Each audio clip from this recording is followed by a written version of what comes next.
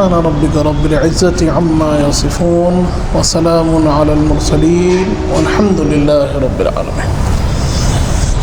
السلام علیکم ورحمۃ اللہ وبرکاتہ. نحمده ونصلي ونسلم على رسوله الكريم وعلى آله الطيبين الطاهرين وأصحابه الأكرمين أجمعين وعلى من تبعهم بإحسان إلى يوم الدين. أما بعد، قال تعالى في شأن حبيبه الكريم: إن الله وملائكته يصلون على النبي يا أيها الذين آمنوا صلوا عليه وسلموا تسليما.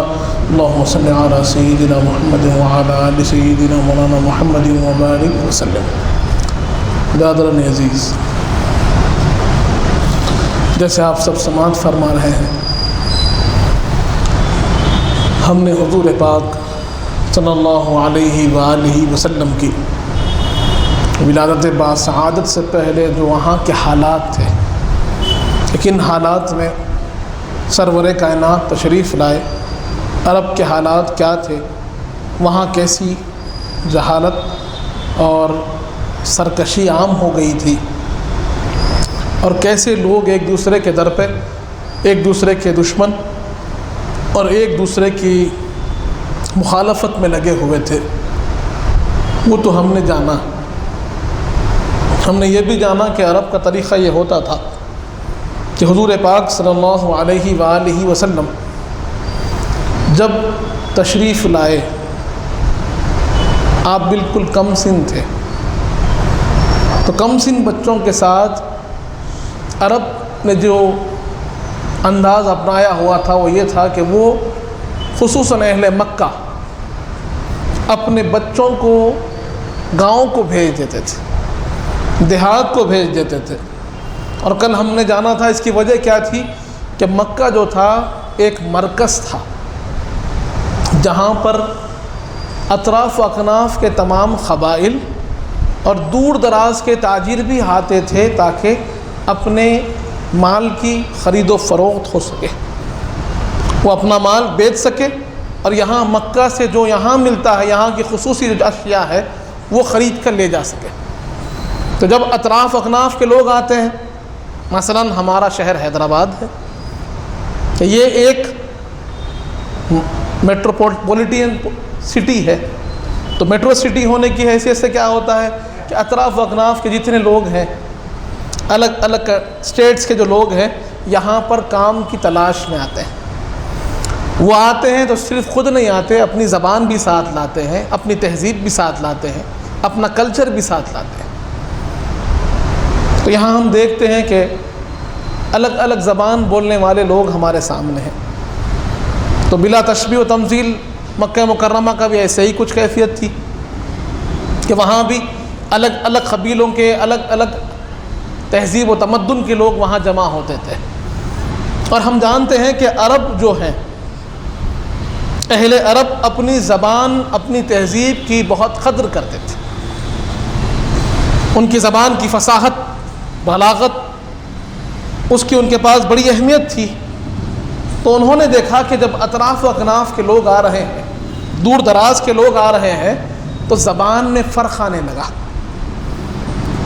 دوسری زبانوں کی کچھ چیزیں اس میں شامل ہونے لگی، ایڈ ہونے لگی. تو انہوں نے کہا نہیں، زبان کی پیورٹی کیسے باقی رکھیں گے، ہماری تہذیب، ہمارا تمدن، ہماری جو اخلاق ہے وہ کیسے باقی رکھیں گے. تو ہم کیا کریں گے، اپنے بچوں کو گاؤں کو بھیج دیں گے، دیہات کو بھیج دیں گے کہ وہاں کے لوگ بڑے خالص ہوتے ہیں، صاف دل ہوتے ہیں، اچھے ہوتے ہیں، اور ان کی زبان بھی جو ہوتی ہے وہ خالص اور پیور ہوتی ہے، کیونکہ وہ کوئی اور تہذیب، کوئی اور زبان والوں سے نہیں ملتے. تو عرب کیا کرنے لگے، اپنے بچوں کو گاؤں کو بھیجنے لگے. اب یہ سلسلہ چلا تو کچھ گاؤں والوں نے اس کو اپنا پیشہ بنا لیا، کچھ قبیلے والوں نے اس کو اپنا پیشہ بنا لیا کہ وہ کیا کرتے، لوگوں کے بچوں کو لاتے، ان کی پرورش کرتے، ان کی نگہداشت کرتے، نشو و نما ہوتی، کھلاتے پلاتے اپنے ساتھ رکھتے اور اس کے عوض میں انہیں کچھ پیسے مل جاتے، کچھ پیسے وہ گھر والے وہ بچے والے ان کو دے دیتے، دونوں کا کام چلنے لگا۔ اب جب سرور کائنات سید الانبیاء صلی اللہ علیہ وآلہ وسلم تشریف لائے تو ہم جانتے ہیں کہ آپ شان یتیمی کے ساتھ تشریف لائے ہیں۔ آپ کی ولادت باسعادت سے پہلے، حضور پاک کی ولادت باسعادت سے پہلے آپ کے والد گرامی کا وصال ہو چکا تھا۔ اب کیا کیا جائے؟ ایسے ہی ایک قافلہ چلا۔ کہاں سے چلتا ہے؟ یہ چلتا ہے بنو سعد سے۔ یہ بنو سعد کیا ہے؟ یہ بنو کلب کا ایک چھوٹا قبیلہ ہے۔ بنو کلب بڑا قبیلہ اور اس میں سے قبیلہ کلب کا ایک حصہ بنو سعد ہے اور ان میں ہے بی بی حلیمہ سعدیہ۔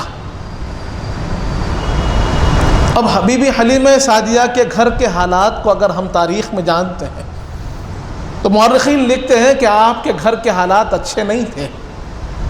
تنگ دستی اور مال کی کمی کی وجہ سے آپ کا صحت بھی اچھی نہیں، دبلے آپ بھی ناتواں تھے۔ آپ جو سواری جو اونٹنی استعمال کرتے وہ اونٹنی بھی بڑی دبلی پتلی اور کمزور تھی، اور آپ کو یہ امید تھی کہ آپ اب کے سال مکہ جائیں گے تو کچھ ان کو مال مل جائے گا، کچھ کام آسان ہو جائے گا، اور اسی غرض سے اب قافلہ نکلتا ہے۔ قافلہ چل رہا ہے مکہ مکرمہ کی طرف، تو سواری کی کمزوری کے باعث، سواری کمزور ہونے کی وجہ سے بات یہ ہوئی کہ قافلے والے آپ سے ناراض تھے۔ اونٹنی کمزور تھی، قافلے والوں کی اونٹ کے ساتھ نہیں چل پا رہی تھی، کچھ دیر پر بیٹھ جا رہی تھی، پیچھے رہ جا رہی تھی، اور پہلے معاملہ ایسا تھا کہ قافلہ ساتھ چلتا ورنہ لوگ لوٹ لیتے، اس طرح کی سہولتیں نہیں تھی جو آج ہم کو ملتی ہے۔ قافلہ بڑا ناراض تھا، قافلہ کو یہ بات پسند نہیں آ رہی تھی کہ بی بی حلیمہ سعدیہ پیچھے رہتی جا رہی ہے اور ان کے لیے پھر قافلے کو روکنا پڑ رہا ہے، پھر وہ آہستہ آہستہ ساتھ میں چل نہیں رہی ہے۔ یہ سلسلہ چلتا رہا یہاں تک کہ قافلہ مکہ مکرمہ پہنچ گیا، اور جیسے آپ پیچھے رہ گئی تو قافلے والے پہلے پہنچے اور انہوں نے جا کر سارے امیر لوگوں کے جن کے پاس مال و دولت تھی ان کے بچوں کو لے لیا۔ بی بی حلیمہ سعدیہ آہستہ آہستہ اپنی اونٹنی پر مکہ مکرمہ داخل ہوئی تو دیکھتی کیا ہے کہ سارے کے سارے جو بچے ان کے پاس مال و دولت تھی، جو اہل ثروت کے بچے تھے، وہ بچے کسی نہ کسی نے لے لیے ہیں۔ اب ان کے لیے کوئی چیز باقی نہ رہی، کوئی بچہ باقی نہ رہا، کیا کیا جائے؟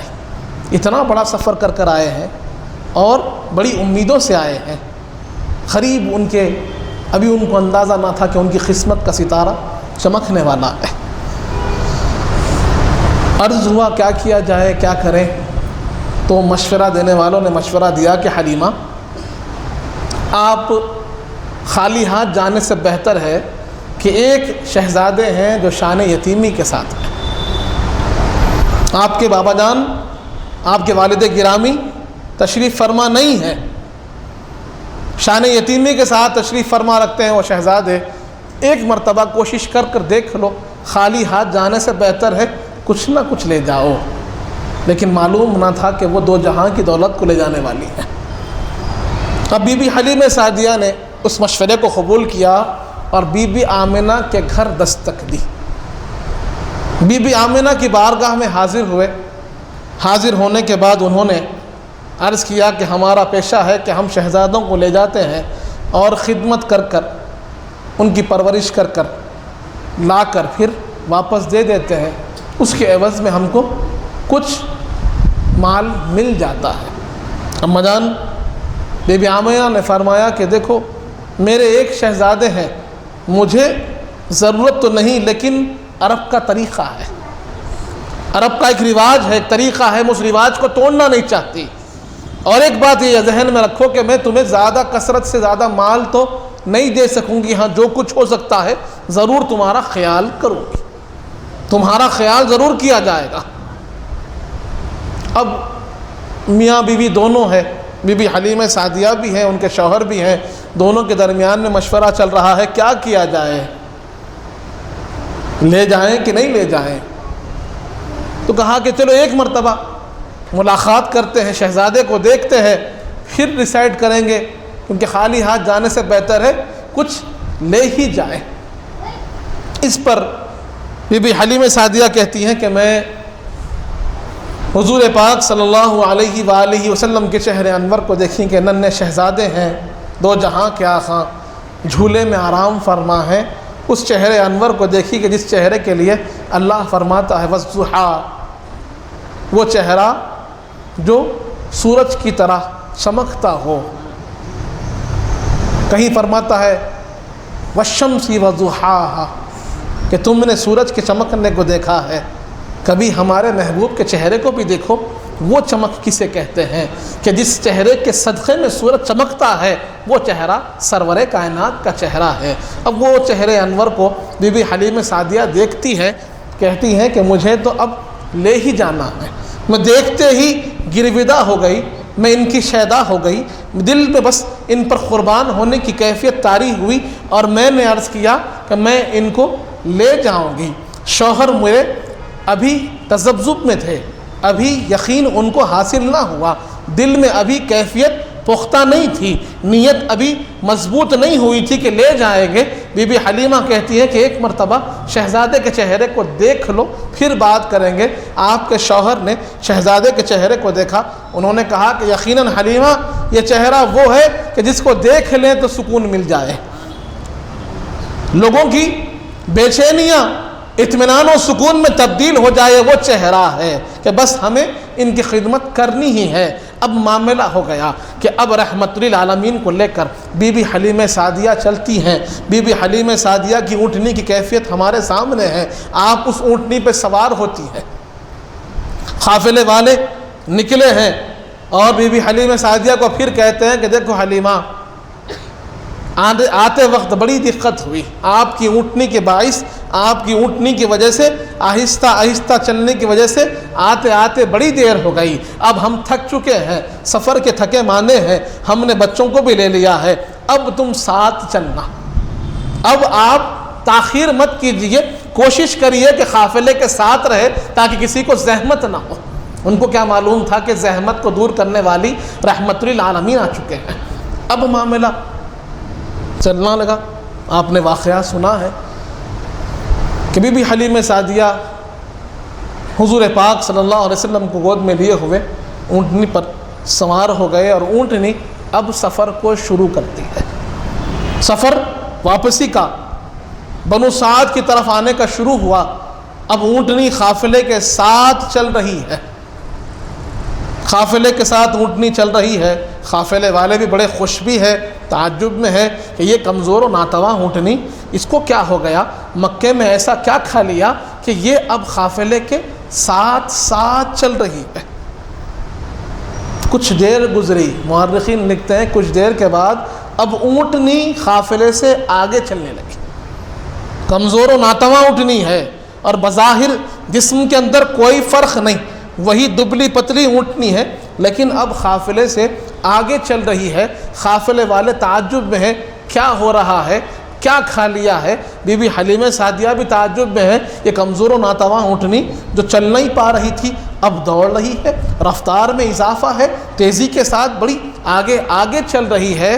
تو اس کے بعد ایک وقت یہ بھی آیا، اونٹنی کو روکنا پڑا کہ قافلہ پیچھے رہ جا رہا ہے، قافلہ اس اونٹنی کی رفتار کو نہیں پکڑ پا رہا تھا، اور قافلے کے لیے اونٹنی کو روکنا پڑا۔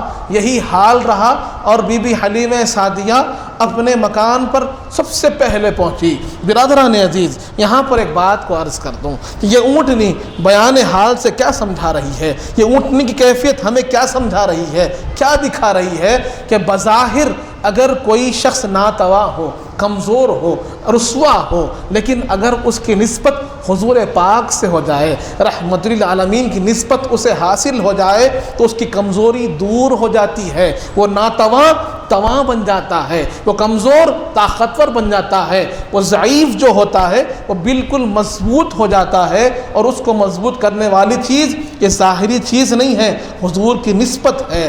اگر آپ کو وہ نسبت مل جائے اور آپ اس نسبت کی قدر کریں گے تو انشاءاللہ آپ کی کمزوریاں بھی دور ہو جائیں گی اور ہم بھی کامیاب ہو جائیں گے، ہم بھی بالکل حضور کی رحمت کے صدقے میں کامیاب ہی کامیاب ہوں گے، طاقتور ہی طاقتور ہوں گے اور سب کو پیچھے چھوڑ کر آگے بڑھ جائیں گے۔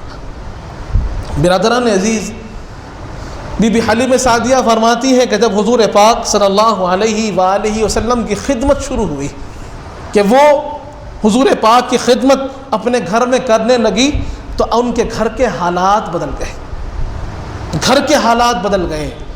وہ بکریاں جو دبلی پتلی نہیں فناتوا تھی وہ تندرست ہونے لگی۔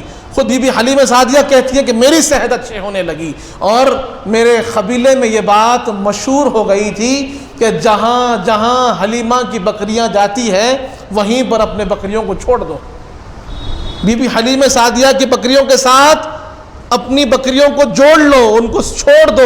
وجہ کیا ہے کہ جہاں جہاں یہ جاتے ہیں وہاں وہاں اللہ کی طرف سے گھاس اگا دی جاتی ہے، زمین سے خود بخود گھاس نکلنے لگتی ہے۔ اللہ نے یہ اہتمام فرمایا تو مشہور ہو گیا تھا کہ حلیمہ کی بکریوں کے ساتھ اپنی بکریوں کو ملا لو، یعنی جس کو حضور پاک کی نسبت ملی ان سے بھی جڑ جاتے ہیں تو بابرکت ہو جاتے ہیں۔ اب وقت گزر رہا ہے، حضور پاک کا سن مبارک اب چلنے پھرنے کا ہوا، حضور پاک بات کرنے لگے اور بی بی حلیمہ سعدیہ کو اس بات کا تو احساس تھا کہ یہ ذات ہمارے پاس آنے سے ہمارے حالات بدلے ہیں، یہ کوئی خاص شخصیت ہے۔ ایک وقت کا واقعہ ایسا بھی ہوا کہ جب حضور پاک صلی اللہ علیہ وآلہ وسلم نے اپنے رضائی بھائی اور بہن کو دیکھا، آپ کی رضائی بہن کا نام آتا ہے بی بی شیمہ، ان کو دیکھا کہ وہ بکریاں چراتی ہیں، بکریاں چراتی ہیں، تو حضور پاک نے کہا کہ میں بھی اپنی بھائی بہن کے ساتھ بکریوں کو چرانے کے لیے جانا چاہتا ہوں۔ اور یہ اللہ کی سنت ہے کہ اللہ اپنے نبیوں کو کہیں نہ کہیں کسی نہ کسی وقت پر بکریاں چرانے کے لیے مامور فرماتا ہے، اور ہم نے دیکھا حضرت ابراہیم علیہ السلام نے بھی بکریاں چرائی ہیں، حضرت موسیٰ علیہ السلام نے بھی بکریاں چرائی ہیں، حضرت ہارون نے بھی چرائی ہیں۔ ایسے ہی انبیاء علیہ السلام کبھی نہ کبھی اس سنت، اس عمل مبارک کو کہیں نہ کہیں کرتے ہیں، اور اس کی وجہ کیا ہے کہ یہ امت کی مثال انہی بکریوں کے مانند ہے۔ امت کی جو مثال ہے یہ بکریوں کی طرح ہے کہ بکریاں ایک ساتھ رہتی ہیں، عافیت میں رہتی ہے، الگ الگ بکھر جائے تو خطرہ منڈرانے لگتا ہے، بھیڑیے ان کے اطراف میں گھومتے رہتے ہیں اور وہ چرواہا ان کی نگرانی کرتا ہے، ان کو دیکھتا رہتا ہے کہ کوئی شکاری ان کو شکار نہ کر لے، کوئی بھیڑیا ان پر حملہ نہ کر دے۔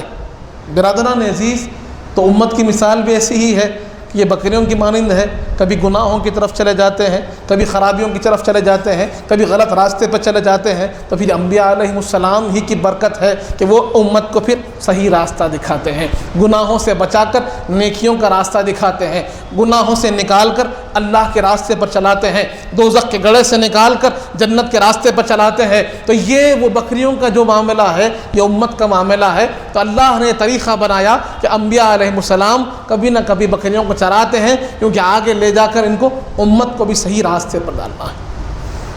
وہی سنت پوری ہوئی، حضور پاک نے خواہش کی کہ اماں جان میں بھی اپنے بھائی بہن کے ساتھ بکریاں چرانے جانا چاہتا ہوں۔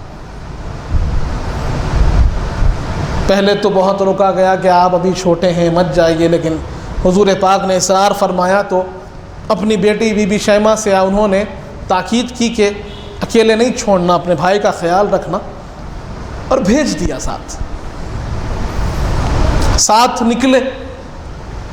نکل کر کچھ ہی دیر ہوئی، تھوڑا ہی وقت گزرا تھا کہ آپ کی بیٹی بی بی شیمہ دوڑتی ہوئی بی بی حلیمہ کے پاس آئی اور کہنے لگی کہ اماں جان غضب ہو گیا، ایک عجیب واقعہ ہو گیا کہ بھائی محمد صلی اللہ علیہ وآلہ وسلم کو 2 خوی ہیکل اونچے پورے آدمیوں نے اٹھا کر پہاڑ کی چوٹی پر لے کے چلے گیا۔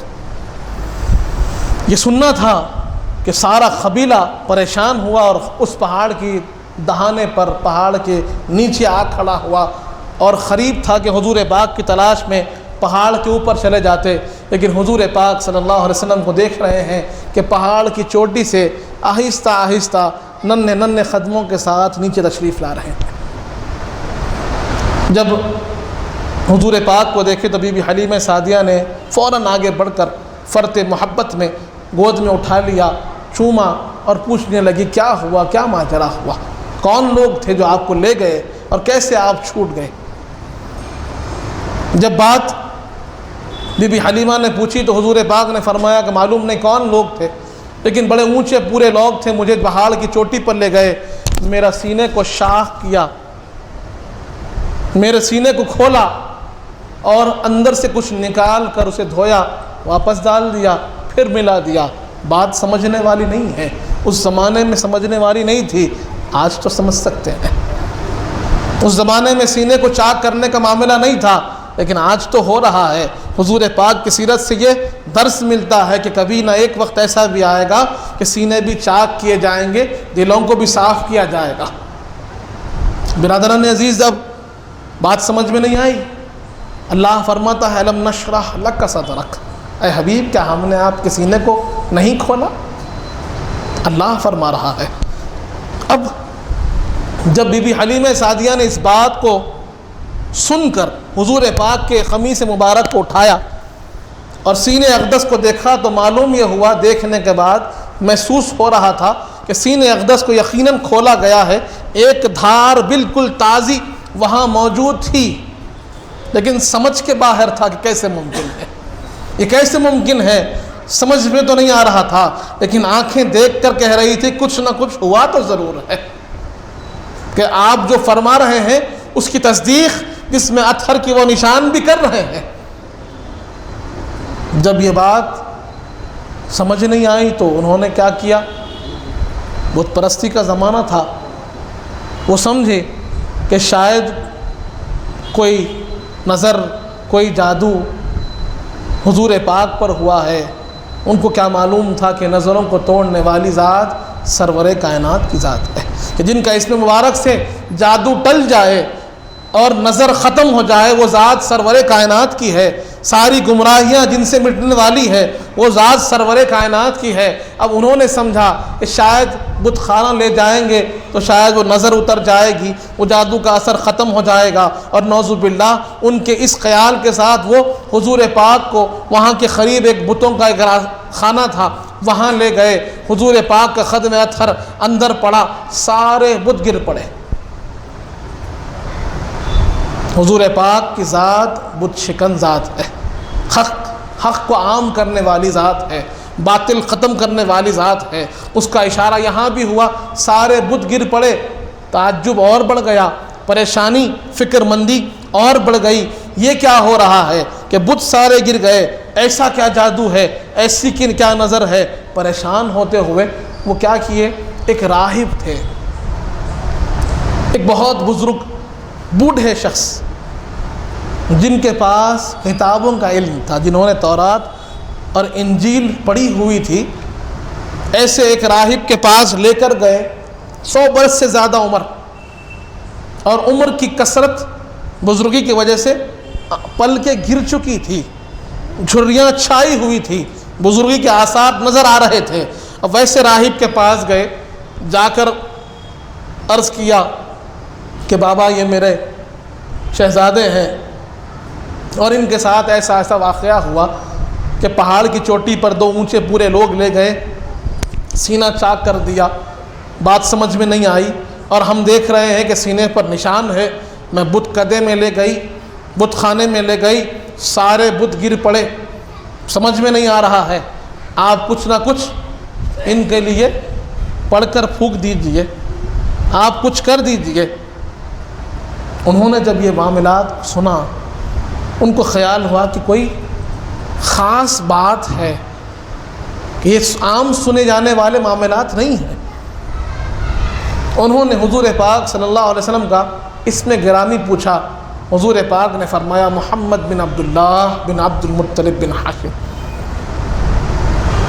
جب سرور کائنات نے اپنا اسم مبارک محمد بن عبداللہ بن عبد المطلب بن ہاشم فرمایا تو انہوں نے اپنی آنکھوں کو اپنے ہاتھوں سے اپنے پلکوں کو یوں اٹھا کر سرور کائنات کے چہرے انور کو دیکھا کہ یہ جو نام ہے، یہ نام تو ہم نے توریت میں بھی سنا ہے، زبور میں، انجیل میں احمد کے نام سے ہم نے یہی اوصاف اور یہی کچھ نشانیوں کو سنا اور پڑھا ہے، کیا میں وہی تو نہیں دیکھ رہا ہوں؟ انہوں نے اپنے آنکھوں کو کھولا اور حضور پاک کے چہرے انور کو دیکھے، چہرے انور کی وہ تجلی، وہ نور کو محسوس کیا تو عرض کرنے لگے کہ بابا کیا میں آپ کی پشت مبارک دیکھ سکتا ہوں؟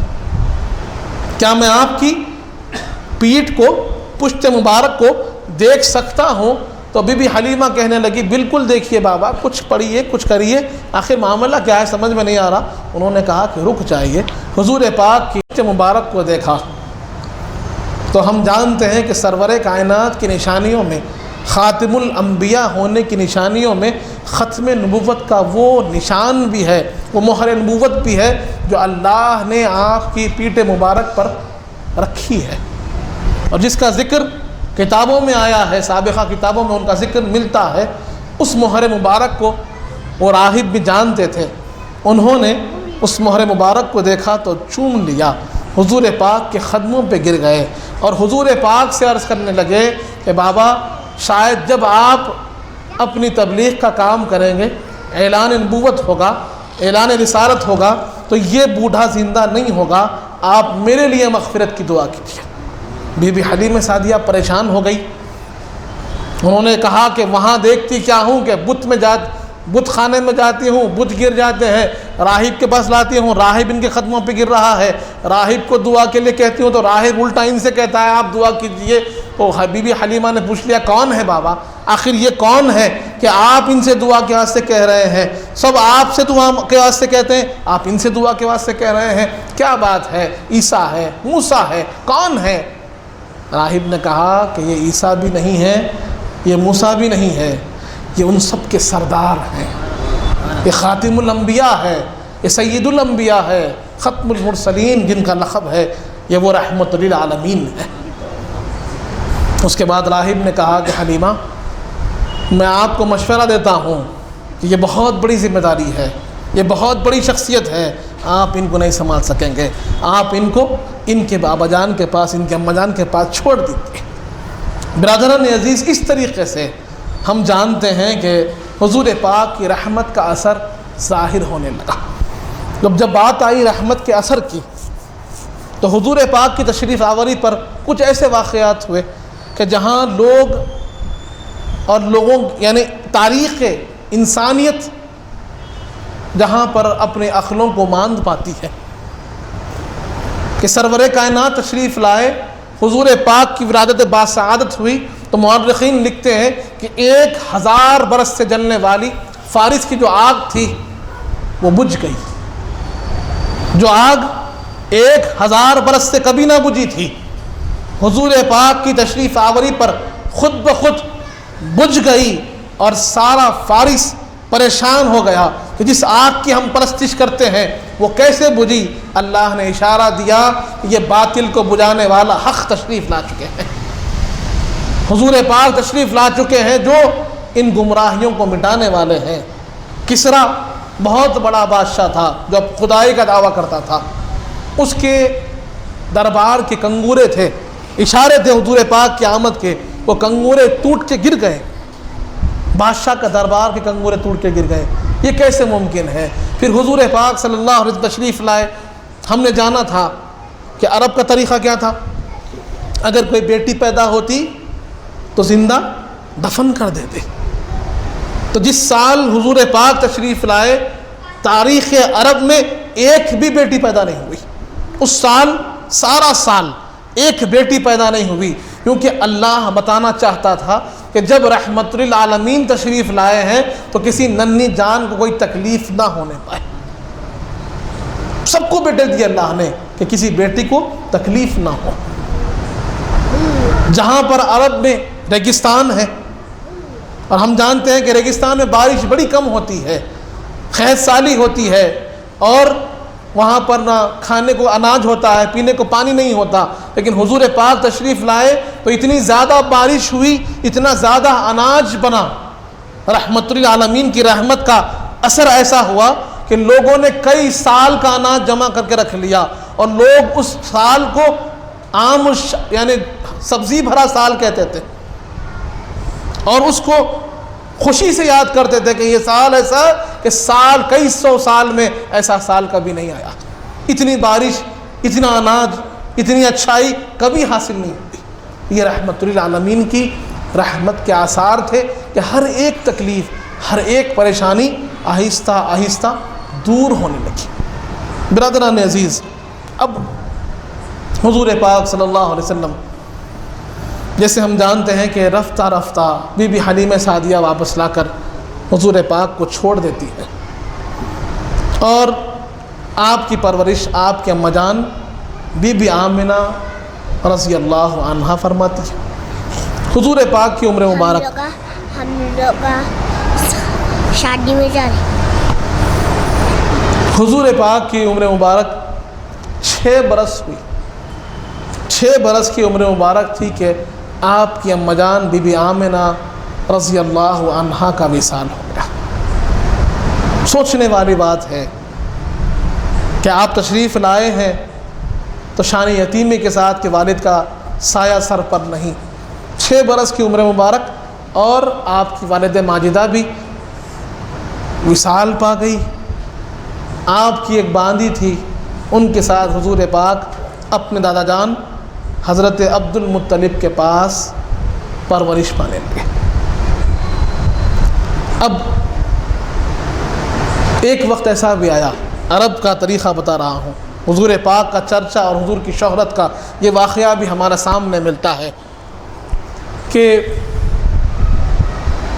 عرب میں بارش نہیں ہوئی، پھر کئی سال بارش نہیں، قحط سالی ہو گئی، اور جب کبھی ایسا ہوتا تو عرب کا طریقہ ہوتا کہ وہ بیت اللہ شریف کے پاس آتے اور وہاں آ کر اللہ کی بارگاہ میں دعا کرتے بارش کے لیے.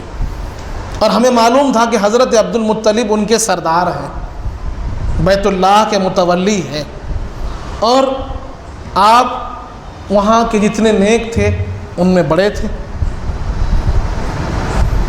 ایک سال ایسا آیا کہ حضرت عبد المطلب کے پاس تمام لوگ جمع ہو گئے اور آ کر عرض کیا کہ عبد المطلب بارش نہیں ہو رہی ہے، اور اگر بارش نہ ہوگی تو ہمارے جانور مر جائیں گے، کھانے کے لیے کھانا نہیں ہوگا. میری خواہش ہے کہ آپ اللہ سے دعا کیجیے بارش کے لیے. اب بارش کے لیے سب جمع ہوئے کہ دعا کی جائے گی. بیت اللہ کے سامنے، مکہ شریف کے سامنے، اللہ کے گھر کے سامنے سب جمع ہوئے. جب بارش کی دعا کی باری آئی تو مورخین لکھتے ہیں کہ حضرت عبد المطلب نے اپنے شہزادے حضور پاک صلی اللہ علیہ وسلم جو کم سن شہزادے ہیں، عمر مبارک بہت کم ہے، آپ کو گود میں اٹھایا اور آپ کی پشت مبارک خانہ کعبہ کے دیوار کو لگا دی، اور لگا کر دعا کی کہ پروردگار ان کے چہرے انور کے صدقے میں بارش عطا فرما. آپ حضرت عبد المطلب ہیں، جانتے ہیں کہ شخصیت کیا ہے، سمجھتے ہیں کہ شخصیت کیا ہے، اور اللہ کے سامنے دعا کرتے ہیں کہ ان کے چہرے کے صدقے میں، اس چہرے انور کے صدقے میں ہم کو بارش عطا فرما، یہ ذات اقدس کے صدقے میں بارش عطا فرما. اور مورخین لکھتے ہیں کہ ادھر دعا ہوئی اور ادھر اللہ کی طرف سے بادلوں کا ایک ایسا جھرمٹ آیا اور بارش برسنے لگی. ابھی ہم گھر کو نہ پہنچے تھے کہ بارش ہونے لگی، اور یہ بات لوگوں میں عام ہو گئی کہ حضور پاک کے وسیلے سے دعا کی جائے تو اللہ بارش عطا فرماتا ہے. اس کے بعد 8 برس کی عمر مبارک حضور پاک کی ہوئی. اور حضرت عبد المطلب کا بھی وصال ہو گیا، دادا جان کا بھی وصال ہو گیا۔ کوئی نہیں ہے۔ اب دیکھتے کیا ہیں کہ حضور پاک کی کفالت، آپ کی ذمہ داری کس کے حق میں ہے؟ تو حضرت عبد المطلب نے آپ کی ذمہ داری اور آپ کی کفالت جو ہے وہ اپنے بیٹے حضرت ابو طالب کے حق میں دی، جو حضور کے چچا ہیں اور حضور پاک کے سگے چچا ہیں۔ دوسرے جو چچائیں تھے، دوسرے جو بھائی تھے، وہ الگ الگ بیویوں سے تھے، لیکن حضرت عبداللہ اور حضرت ابو طالب یہ دونوں ایک ہی ماں کے بچے، دونوں سگے بھائی تھے۔ تو آپ کے سگے چچا کو بلا کر یہ ذمہ داری دی کہ کہا کہ یہ اب آپ کی ذمہ داری ہے۔ وصال سے پہلے حضور پاک کی ذمہ داری حضرت ابو طالب کو دی گئی۔ اب حضرت ابو طالب حضور پاک کی خدمت کرتے ہیں، حضور پاک کی پرورش میں اپنے آپ کو صرف کرتے ہیں، تو اس طور پر کہ آپ کی زوج مطہرہ بی بی فاطمہ بنت اسد حضور کی چچی جان ہیں، وہ بھی بنو ہاشم کی ہی قبیلے سے، آپ بھی بنو ہاشم کے قبیلے سے، دونوں کی رشتہ داری حضور سے ہوتی ہے۔ دونوں مل کر اب حضور پاک کی خدمت ایسی کر رہے ہیں، ایسی محبت ہے کہ جب تک حضور پاک کو کھانا نہیں کھلاتے اپنے بچوں کو کھانا نہیں دیتے۔ اپنے بچوں سے زیادہ کس کا خیال؟ حضور پاک کا خیال رکھتے ہیں۔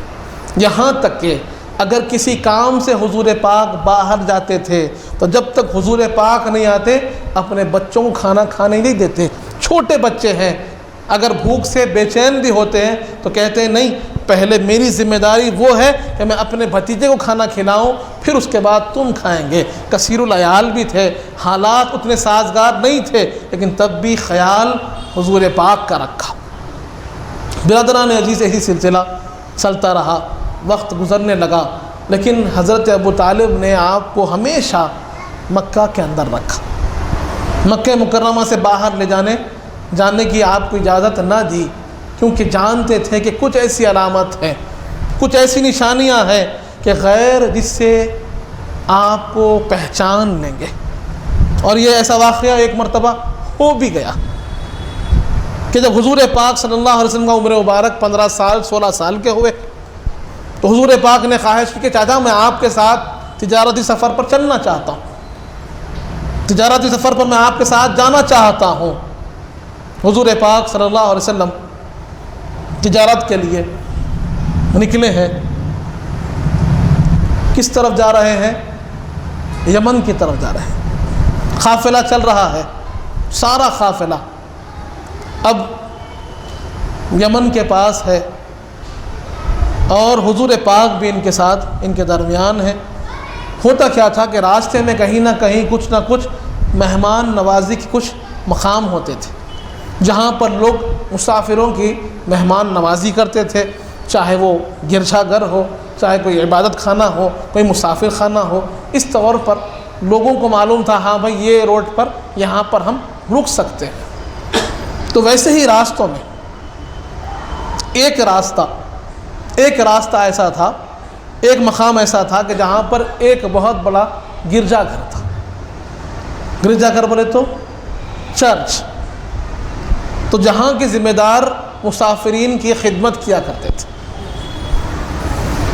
یہ جو مکہ مکرمہ کا قافلہ تھا وہیں پر رکا، اس کے اطراف میں درخت تھے، وہیں پر انہوں نے خیمہ ڈالا، وہیں پر وہ رکے رہے۔ اور جو چرچ کا بڑا آدمی تھا اس نے دیکھا کہ سارے لوگ ایک درخت کے نیچے بیٹھے ہوئے ہیں، اور ایک شہزادے کم سن تھے جو لوگوں سے تھوڑا سا دور بیٹھے ہیں، اور درخت ان کی طرف جھک رہا ہے۔ درخت خود سایہ دینے اس شہزادے کی طرف جھک رہا ہے، اور جو علامتیں وہ شخص غور کر رہا تھا، جانکار آدمی تھا، پڑھا لکھا آدمی تھا، اور سابقہ امتوں کی کتابوں کو پڑھا ہوا تھا، تو اس نے دیکھا کہ علامات کیا ہے۔ درخت کسی طرف جھک جائے یہ کوئی معمولی بات نہیں ہے۔ پھر دیکھتا کیا ہے کہ اوپر ایک ابر ہے جو سایہ کیا ہوا ہے، تو کہہ رہا ہے کہ کچھ خاص بات ہے۔ اس نے کہا، اس کے جو نیچے کے لوگ تھے ان لوگوں کو حکم دیا کہ جاؤ یہ جو قافلہ ہے ان کو دعوت دو۔ لوگ پریشان ہو گئے، بھائی قافلے کو دعوت کیا بات ہے؟ کہا کہ میں کہہ رہا ہوں جاؤ شام کے کھانے پر ان کو بلاؤ، شام میں یہ میرے پاس کھانا کھائیں گے، کہہ دو ہمارے دروازے ان کے لیے کھول لیے گئے۔ سب خوش ہو گئے، سب خوش ہو گئے اور سب کے سب دعوت میں آ گئے۔ اب نگرانی کے لیے، سامان کی نگرانی کے لیے کوئی تو ہونا، حضور پاک سب سے کم سن تھے، تو سب نے کہا کہ حضور پاک آپ ہمارے سامان کی نگرانی کیجئے، ہم دعوت میں جا کے آتے ہیں۔ حضور پاک نے کہا ٹھیک ہے۔ اب وہ جو گرجا گھر کا بڑا تھا بشپ، وہ آ کر، اس کا نام بحیری آتا ہے، بحیرہ راہب کہتے ہیں اس کو، وہ آ کر سب سے ملنے لگا، سب سے ملاقات کرنے لگا۔ سب سے ملاقات کرنے کے بعد، کیونکہ قافلے کے بڑے حضرت ابو طالب تھے، آ کر مل کر کہنے لگا کیا سب آ گئے؟ تو آپ نے کہا ہاں سب آ گئے، تقریباً سب آ گئے۔ نہیں سب آ گئے ہیں، کوئی چھوٹے ہیں۔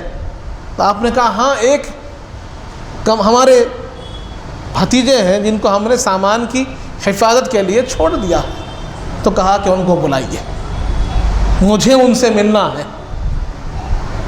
اب وہ راہب کا اتنا اصرار، اس نے اتنی بڑی دعوت دی، حضور پاک کو بلایا گیا۔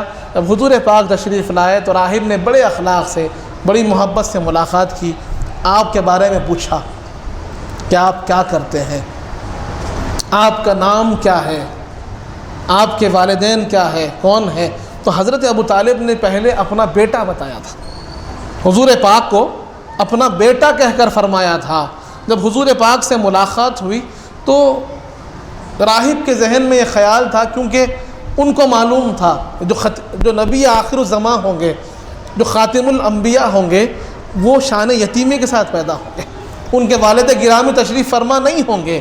اس کو کنفیوژن تھا، علامات سب دیکھ رہا تھا، ساری نشانیاں اس کے سامنے تھی، وہ چہرہ، وہ نور، وہ آسمان کا سایہ فگن ہو جانا، وہ درخت کا آپ کی طرف جھک جانا، اور وہ جہاں جہاں حضور پاک چلتے ہیں پتھروں کا نرم ہو جانا، وہ دیکھ رہا تھا علامات کو۔ لیکن جب آپ سے کہا گیا کہ حضرت ابو طالب نے کہا میرا بیٹا ہے، اسے کنفیوژن ہوا کہ میں ساری علامات کو دیکھ رہا ہوں لیکن والد ہے، بیٹا ہے کہہ رہے ہیں، یہ کیسے ممکن ہے؟ بلایا گیا، ملاقات ہوئی، حضور پاک سے جب بات چیت ہوئی تو حضور پاک سے اس نے پوچھا بتائیے آپ کے والدین کہاں ہیں؟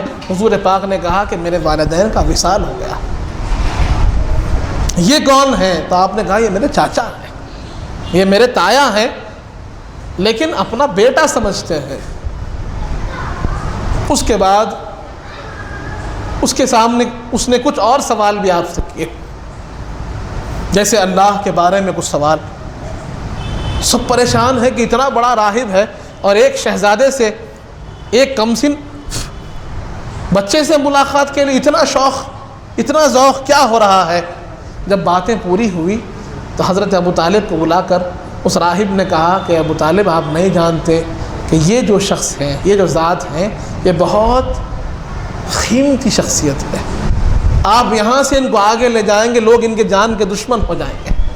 میں علامات دیکھ رہا ہوں اور میرے ساتھ کچھ لوگ ہیں، میرے طرح کچھ لوگ ہیں جو ان کی علامات کو پہچانتے ہیں، ہماری کتابوں میں ان کی نشانیاں لکھی ہوئی ہیں۔ میں آپ سے خواہش کرتا ہوں کہ ان کو یہاں سے آپ واپس بھیج دیجیے، آگے مت لے جائیے سفر پر۔ تو حضرت ابو طالب نے وہیں سے پھر حضور پاک صلی اللہ علیہ وسلم کو ایک سواری ساتھ دے کر واپس بھیج دیا۔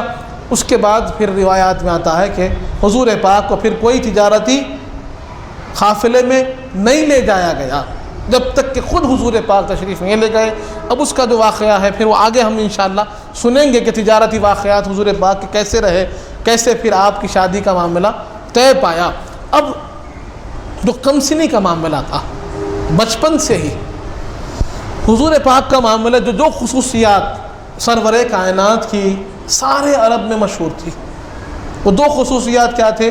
ایک خصوصیت حضور پاک کی سچائی، حضور پاک ہمیشہ سچ فرماتے، کبھی آپ غلط بیانی سے کبھی کام نہیں لیتے، کبھی کوئی غلط کا ساتھ آپ نہیں دیتے، کبھی کوئی ظالم کا ساتھ آپ نہیں دیتے، بچپن سے حالات کیسے ہی کیوں نہ رہے آپ سچ فرماتے۔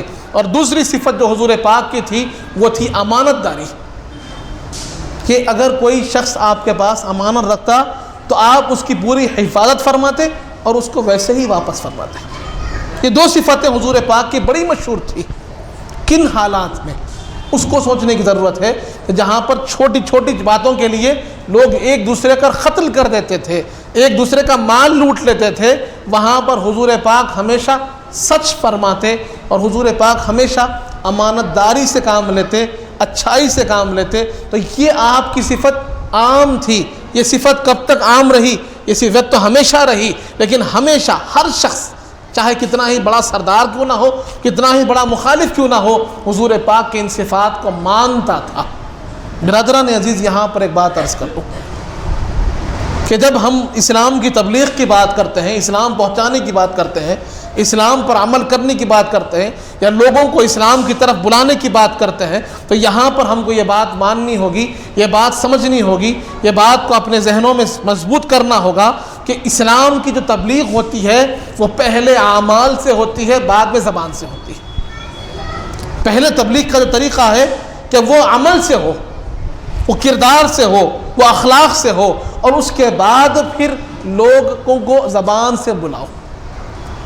آج ہمارا معاملہ کیا ہے کہ ہم لوگوں کو زبان سے تو کہتے ہیں، اچھائی کا حکم دیتے ہیں، بھلائی کا حکم دیتے ہیں، لیکن خود جب عمل دیکھتے ہیں، خود اپنا کردار دیکھتے ہیں، خود اپنے اخلاق دیکھتے ہیں، تو معلوم ہوتا ہے کہیں نہ کہیں اس میں ہمارے پاس کوتاہی ہے، کہیں نہ کہیں اس کے اندر کمی ہے کہ ہم اپنے پرسنلائز معاملات میں، اپنے ذاتی مفادات کے تحت، اپنے ذاتی اغراض میں، اپنے ذاتی معاملات میں کیا کرتے ہیں کہ جب دوسروں کی بات آتی ہے، دوسروں کو سمجھانے کی بات آتی ہے تو بڑی اچھی باتیں کرتے ہیں، بڑی بڑی باتیں کرتے ہیں، اخلاق کی باتیں کرتے ہیں، عمل کی باتیں کرتے ہیں، کردار کی باتیں کرتے ہیں، حقوق کی باتیں کرتے ہیں، دوسرے کا حق ادا کرنے کی بات کرتے ہیں، ظلم سے بچنے کی بات کرتے ہیں، لیکن خود جب عمل کے میدان میں آتے ہیں اور خود پر کوئی سختی پیش آ جاتی ہے، خود پر کوئی تنگی پیش آ جاتی ہے، خود اپنے ساتھ کوئی مخالفت یا کوئی معاملات پیش آ جاتے ہیں، تو وہاں پر ہمارا رویہ بدل جاتا ہے۔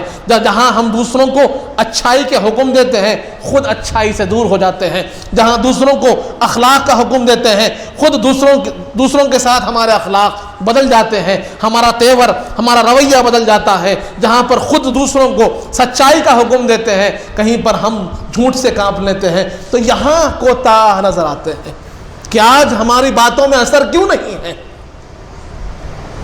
کیونکہ ہمارا کہنا اور ہمارا کرنا ایک نہیں ہے۔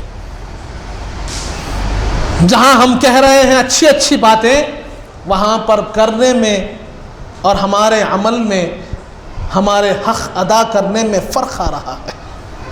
کچھ لوگ ہیں جو حقوق اللہ میں اچھے ہیں، کچھ لوگ یہ سمجھتے ہیں کہ میں نماز پڑھ لوں، قرآن پڑھ لوں، ذکر کر لوں، اذکار کر لوں، صدقہ کر لوں، خیرات کر لوں تو میں اچھا ہو گیا۔ نہیں، صرف یہ ایک جہت پر کام کرنا کافی نہیں ہے، اور اگر کسی کو خدا نہ خواستہ یہ اعمال کرنے کے بعد یہ خیال ہو گیا کہ میں فلاں سے بہتر ہوں، فلاں نماز نہیں پڑھتا میں نماز پڑھتا ہوں، فلاں قرآن نہیں پڑھتا میں قرآن پڑھتا ہوں، فلاں اچھے کام نہیں کرتا میں اچھے کام کرتا ہوں، میرے اندر یہ خوبی ہے، اور اس کی انا، اس کی خود پرستی اور اس کا اچھائی اس کے اوپر چڑھ جائے اور یہ خیال ہو جائے کہ میں اس سے بہتر ہوں، تو پھر وہ عمل اس کے لیے رائگاں ہو جائے گا، کیونکہ اس عمل میں خود پسندی اور دکھاوا آ گیا۔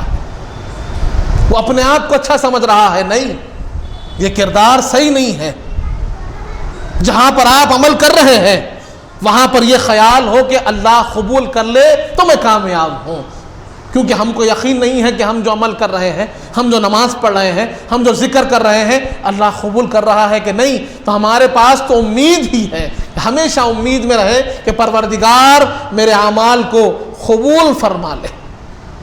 دوسری طرف الحمدللہ ایسے بھی لوگ ہیں جو اپنے نمازوں کو بڑے اخلاص سے پڑھتے ہیں، اللہ کی بارگاہ میں پیش ہوتے ہیں تو عاجزی انکساری کے ساتھ پیش ہوتے ہیں، اور اپنے اعمال پر انہیں فخر و تکبر نہیں ہوتا، ان کی مزاج میں عاجزی انکساری ہوتی ہے۔ تو ایسے لوگوں میں کہیں نہ کہیں حقوق اللہ کے ساتھ ساتھ جو حقوق العباد ہے اس میں کمزوری پیدا ہو جاتی ہے، کہ بندوں کے حق ادا کرنے میں کمزور ہو جاتے ہیں، گھر والوں کے حق ادا کرنے میں کہیں نہ کہیں پیچھے رہ جاتے ہیں، پڑوسیوں کے حق ادا کرنے میں پیچھے رہ جاتے ہیں، وہاں پر کبھی زیادتی کر بیٹھتے ہیں، وہاں پر کبھی تکلیف دے بیٹھتے ہیں۔ تو یہاں پر بھی آپ کو سوچنا ہوگا کہ جیسے ہم اللہ کے حق ادا کرنے میں، اللہ کے سامنے عبادت کرنے میں کوشش کر رہے ہیں، ویسے ہی بندوں کے حق ادا کرنے میں بھی کوشش کریں۔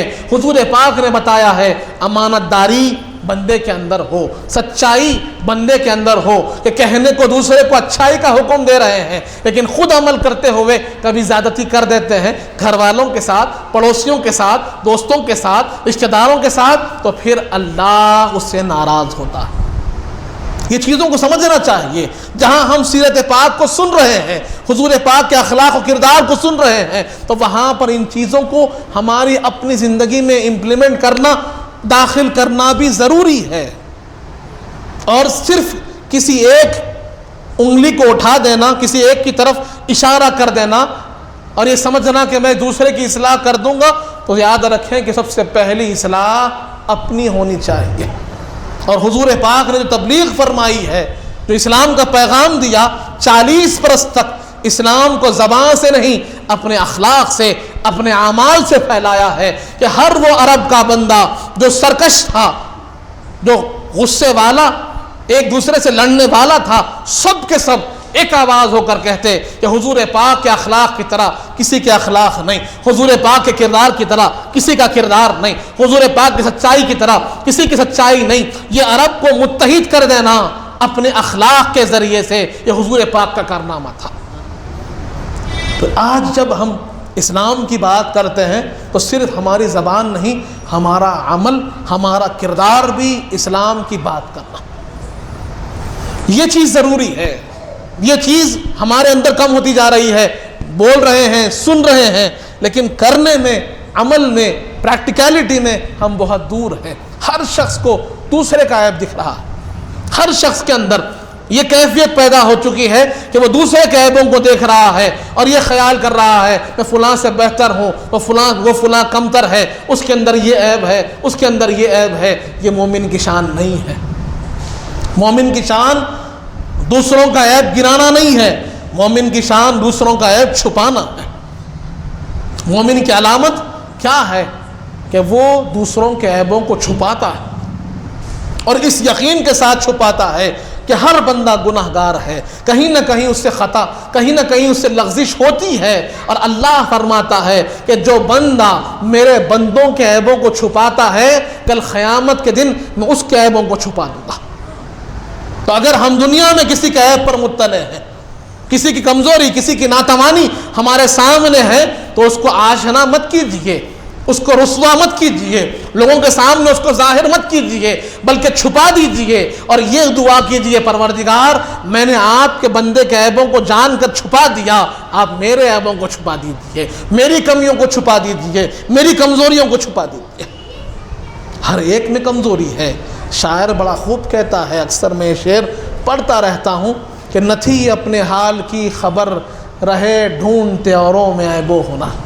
نہ تھی اپنے حال کی خبر، رہے ڈھونڈتے اوروں میں عیب و ہنر، جو پڑی اپنے آپ پہ نظر تو نگاہ میں کوئی برا نہ رہا۔ کہ جب ایک انگلی کسی ایک کی طرف اشارہ کرتی ہے تو 3 انگلیاں اپنی طرف اشارہ کرتے ہیں۔ اس کا بھی خیال رکھیں کہ اصلاح کرنی ہے تو اپنی کیجیے، اپنے آپ کو سنواریے، سدھاریے، بعد میں دوسروں کا خیال کیجیے۔ تو برادران عزیز، حضور پاک نے جب بھی تبلیغ کی ہے تو پہلے کردار سے کی، اخلاق سے کی، اپنے اچھے اعمال سے کی۔ اس کے بعد ہی حضور پاک نے قرآن سنایا، نماز سکھائی، پہلے بندے کو نیک بنایا، اچھا بنایا، اس کے بعد پھر نماز پڑھنے کا حکم دیا۔ وہ بندہ جو نماز پڑھ رہا ہے لیکن لوگوں کا دل توڑ رہا ہے وہ بندہ جو نماز پڑھ رہا ہے اور بندوں کے حقوق کو ادا نہیں کر رہا ہے، وہ بندہ جو نماز پڑھ رہا ہے اور کسی کو اگر یہ خیال ہو رہا ہے کہ میری نماز اچھی، میں فلاں سے بہتر ہوں، تو وہ نماز کام کی نہیں۔ وہ نماز اچھی ہے جو اللہ کے سامنے اپنے آپ کو پیش کرتا ہے اور بندوں کا بھی حق ادا کرتا ہے۔ اس کا خیال کرنا ضروری ہے، اور یہی ہم سیرت پاک کو جب سن رہے ہیں تو ان چیزوں کو اپنی زندگی میں اپنانے کی کوشش کرنا ہے، اپنی زندگی میں امپلیمنٹ کریں، اور صرف آسانی کے معاملات کے وقت نہیں، خوشی کے معاملات کے وقت نہیں، جہاں پر تکلیف ہو، تنگی ہو، پریشانی ہو، وہاں پر بھی سچائی کا ساتھ دینا، وہاں پر بھی حق کا ساتھ دینا۔ جہاں پر دنیاوی تھوڑا فائدہ مل رہا ہے وہاں پر لچک پیدا نہیں ہونا، وہاں پر بھی آدمی اچھائی کے ساتھ رہے، وہ کمال ہے، سچائی کے ساتھ رہے، وہ کمال ہے۔ انشاءاللہ ہم سیرت کے الگ الگ پہلوؤں کو جاننے کی سعادت حاصل کر رہے ہیں، اور بھی جانیں گے کیسا پھر حضور نشو و نما آگے بڑھی، اور کیسے حضور پاک کا نکاح ہوا، کیسے پھر حضور پاک نے تبلیغ کی طرف اپنا راستہ ہموار فرمایا، اور کیسے لوگوں کو اللہ کی طرف بلایا، کیا کیا معاملات ہوئے۔ انشاءاللہ رفتہ رفتہ اس کو جاننے کی سعادت حاصل کریں گے۔